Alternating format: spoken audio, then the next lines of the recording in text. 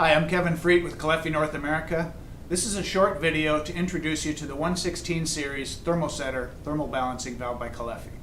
The ThermoSetter is designed to balance recirculation circuits in commercial domestic hot water systems. It works by modulating the flow in the circuit to maintain temperature at the point where the valve is located in the piping.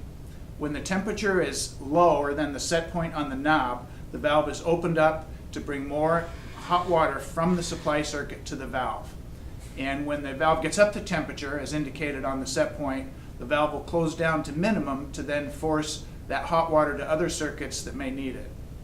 The adjustable set point is one of the things that makes the ThermoSetter really unique. The scale reads directly in degrees Fahrenheit, so all you have to do is dial in the temperature, install the valve, and forget it. It's a temperature solution for a temperature problem.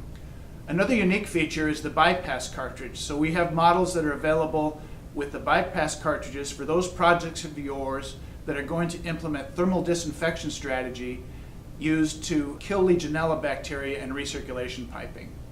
For details on that, check out our 116 training video or installation tip. And models are available with a check valve that goes right here on the outlet, or an insertion temperature gauge that slides in this dry well right here.